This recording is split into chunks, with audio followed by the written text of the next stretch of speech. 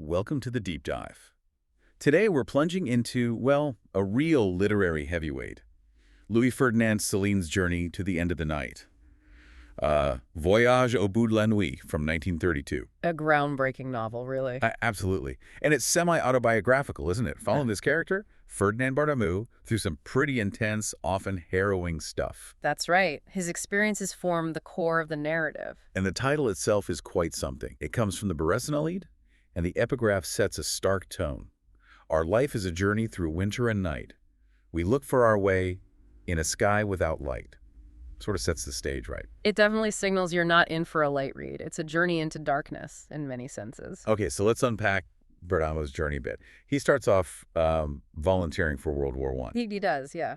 But that patriotic impulse fades incredibly quickly. He sees it as senseless pretty fast. And then during Leave in Paris, there's this breakdown scene at a shooting gallery.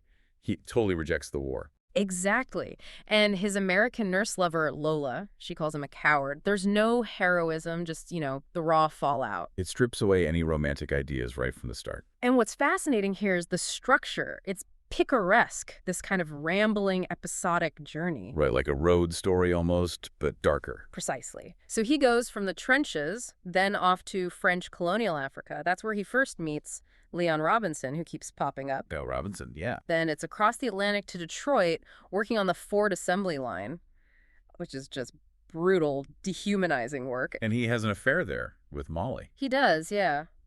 Molly represents maybe a moment of potential connection, but even then, Bartholomew admits he has this mania for escaping, basically, from any situation. He just can't settle, can't commit to anything. It seems like a fundamental part of his character, or maybe a reaction to the world he sees. So that need to escape brings him back to Paris eventually. As a doctor, right? Working in a poor suburb. Yes, and this is where the novel gets, well, even darker, if that's possible, dealing with poverty, illness, death, day in and day out. And this is where the Henri family story comes in. That sounds particularly grim.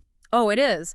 It involves Robinson again, who tries to kill Grandma Henri for her money, botches it, and ends up blind. Blind. Wow. Yeah. And then later, Robinson does manage to kill her. It's this grotesque, almost farcical sequence about human greed and desperation. The dark humor is biting.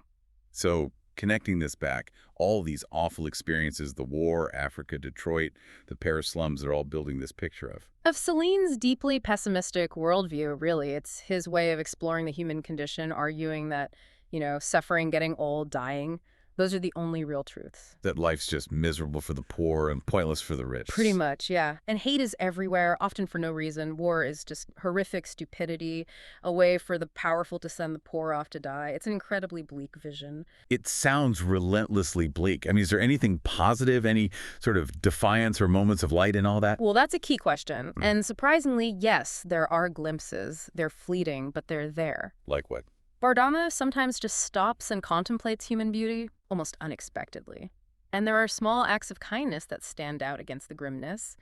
Molly's generosity in Detroit, for instance. Okay. Or another character, El Cid, who Bartholomew meets in Africa. He volunteers for more time there in pretty awful conditions just to send money back for his orphaned niece. It's this quiet, selfless act. So not grand gestures, but small decencies. Exactly. They don't change the overall picture, perhaps, but they exist. They offer maybe a tiny bit of consolation, or at least contrast. So how did Céline actually write this? How did he get such a powerful, unsettling message across so effectively?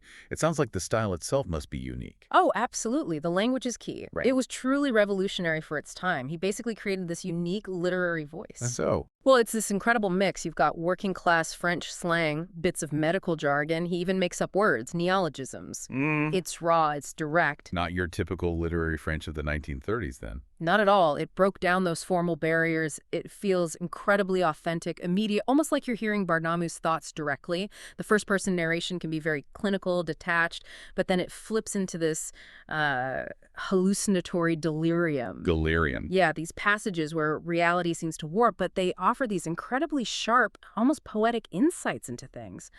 True poetic and convulsive realities, as one critic put it. So it must have caused quite a reaction when it came out. Oh, it definitely did. It won a major prize, the Prix Renaudot, in 1932, but it also really divided people, critics, the public. Why the division? Some loved its, anarchic spirit, its anti-war stance. Others were just shocked by the crudeness, the vulgarity, the deep pessimism. It wasn't polite literature. But its reputation has lasted. Immensely.